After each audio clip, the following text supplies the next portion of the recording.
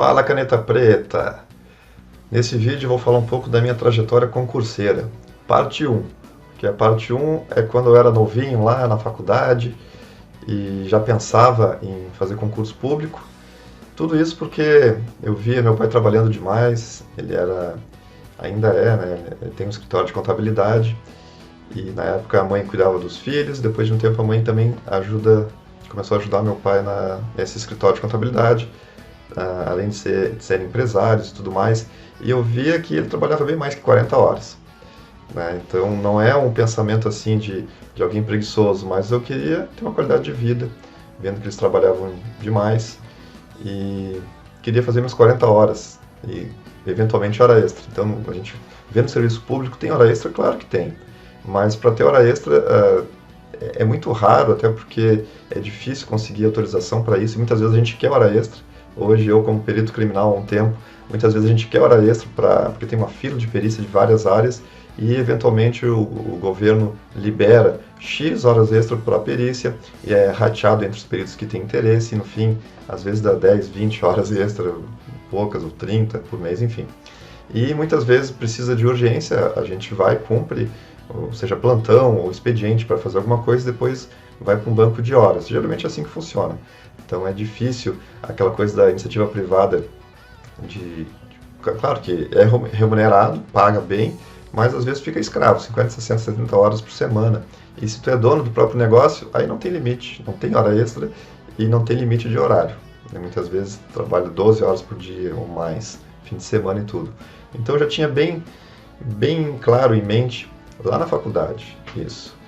Então, falando um pouco da minha trajetória, eu fiz um curso técnico junto com o ensino médio de processamento de dados, entrei na faculdade de ciência e computação e no segundo ano da faculdade eu também fiz em paralelo um técnico em rede de computadores. Foi onde eu vi que gostava mais na área de infraestrutura, rede, segurança, essas coisas aí.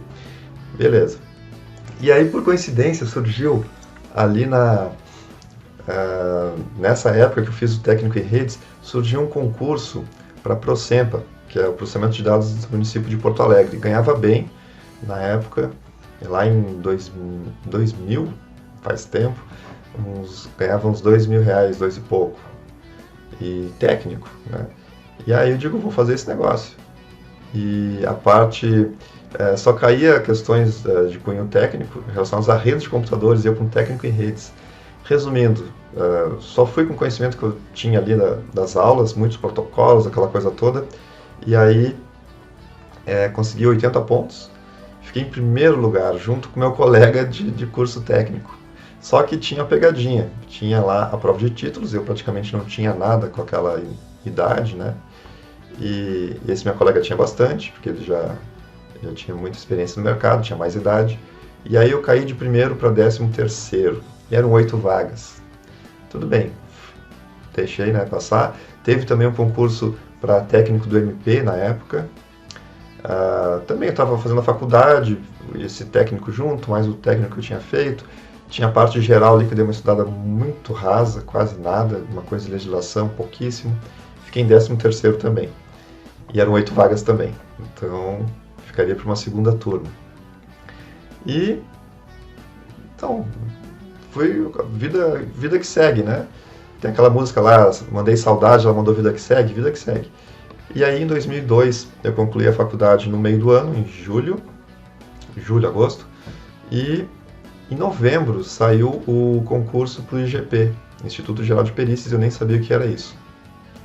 Estava com um conhecimento ainda na cabeça, na parte de informática, dei uma lida em legislação, pouca coisa, tinha algumas questões mínimas ali de química, física e biologia, chamei a minha irmã na época que estava no ensino médio para me ensinar um resumão daquilo, tá, em um fim de semana, algo assim, e tinha um mínimo de questões para acertar em cada área. Essa física, química e biologia, eu lembro que eram 30%, tinha que acertar, eu acertei 40%, e foi tudo assim, no limite. Claro, daí em inglês eu fui muito bem, em português eu fui muito bem, que geralmente eu ia bem nessas áreas. Na parte informática eu acertei uns 65%, 70%, não fui mal, mas também não fui muito bem. Resumindo, fiquei em 5º lugar, e eram 4 vagas. De novo, segunda turma. tranquilo. Claro que nessa época, para perito, tinha ali cerca de 20 e poucos candidatos por vaga. Hoje a gente tem 100, 200, 300 candidatos por vaga. Mudou muito. Então, só para dizer que aquela minha primeira etapa de concurseiro lá atrás, que começou ali pelos anos 2000, era muito mais tranquilo. O pessoal de informática não estudava para concurso, nem eu, só estudo de última hora, e a concorrência era bem mais baixa. E esse do IGP, especificamente, ganhava mal na época. Tanto é que para perito criminal, ganhava praticamente a mesma coisa que esse de técnico, do MP, técnico da Prosempa. Então não atraía muita gente que já trabalhava na Dell, trabalhava no IBM, Microsoft. Muita gente na faculdade já era chamado para essas empresas, e eu tinha o foco do concurso público, embora eu fosse meio preguiçoso para estudar. Se eu levasse mais a sério, poderia já ser chamado na primeira turma dessas, tirando a Prosempa, que tinha parte dos títulos que valiam uns 25%, era muita coisa, tá? Mas enfim. Bom, resumindo, e naquela época também não tinha e-mail, o pessoal não mandava e-mail dizendo, olha, tu foi chamado, coisa e tal. Eu sei que as provas ali do nível técnico foram em 2000. E lá pelo ano 2003, por aí, me chamaram na Prosempa, então já a segunda turma, e mandaram lá um telégrafo, algo assim, para o meu endereço que já tinha me mudado. E não tinha envio por e-mail nem nada. E eu perdi, tá? Fui nomeado e eu perdi de entrar na Prosempa. Então, a minha história triste, já comecei assim. E aí eu fiquei sabendo uns 15 dias depois, já que tinha estourado o prazo, tentei alguma medida administrativa e tudo, nem sabia o que era isso, mas tentei resolver e nada, não teve jeito. Meio triste, coisa e tal, mas em seguidinha, o que aconteceu? Ali em 2003, ali na metade do ano, teve o curso de formação do IGP, dos peritos criminais. Chamaram os 4 de informática e 2 não foram. Tá? Até porque ele não ganhava bem, e aí eles foram atrás e viram que tinha que ver sangue, esse tipo de coisa, e eu nem sabia muito, tá? Eu nem li o edital direito, na época eu era bem relapso.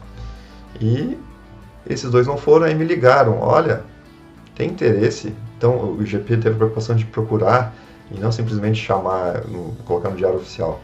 Tem interesse? Eu, claro que sim. De última hora, faltavam semanas pro curso de formação, eu, claro que sim. Vem aqui, assina papelada, faz assim, faz assado. Beleza, fui lá, fiz isso. Na época eu já estava no mestrado, emendei graduação com mestrado, então foi correria. E aí eu tive ali o curso de formação durante 4 meses e pouco, até dezembro de 2003. Em paralelo com o mestrado, aulas davam conflito, tinha que dar um jeito de matar uma, matar outra, ver o limite de faltas, era complicado, consegui concluir. E aí fui nomeado em janeiro de 2004. Então notem que foi muito por acaso, nesse meio tempo também me chamaram no técnico do MP, mas é claro que eu não queria, né? Aí assumi como perito, no curso de formação eu descobri o que era o perito, e via sangue, tinha que acompanhar local de morte, e via já de perto o cadáver, entre outras coisas que a gente viu, né? E eu tive a percepção que provavelmente eu ia ficar muito tempo dentro da informática, mas poderia trabalhar também no local de crime, que por acaso nesse momento eu estou há 1 ano e pouco no plantão e é tranquilo. Às vezes por opção do perito e com a concordância da chefia, e às vezes por necessidade da chefia, tira algumas áreas especializadas da sua seção e coloca no plantão, porque o cadáver não pode esperar na rua. Já um computador pode ficar na prateleira, né, se não tem perito para atender, e fazer o quê? Então é só uma parte 1 aí da minha fase de concurseiro, que foi uma fase de concurseiro bem vagabunda, né, pessoal? Naquela época eu não precisava estudar, e se eu estudasse um pouco mais, digamos alguns meses, eu poderia já entrar na primeira turma desses concursos. No IGP deu certo a primeira turma porque 2 desistiram, porque ganhava mal. Hoje ganha bem, já está num nível bom, nível nacional, mas isso é loteria, daqui a pouco ganha mal, ganha bem, está no topo, está lá embaixo, no nível Brasil, né? Mas isso faz parte do servidor público. Queria deixar essa mensagem aí que hoje está muito mais difícil, claro, mas não desista jamais. E tenha certeza das funções atribuídas para o cargo do seu sonho.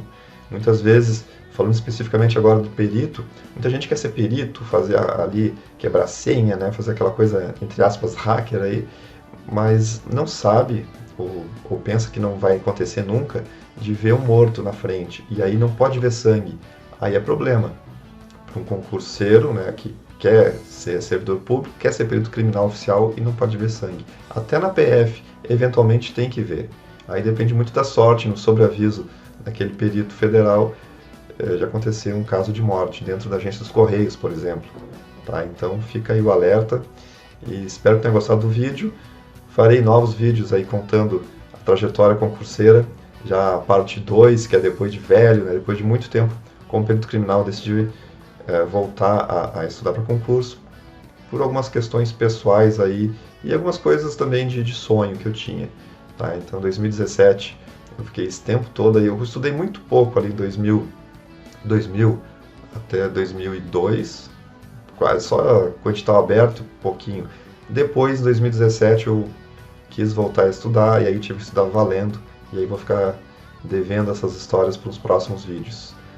Valeu, Caneta Preta!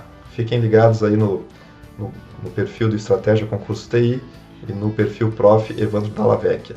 Tranquilo? Valeu! Até a próxima!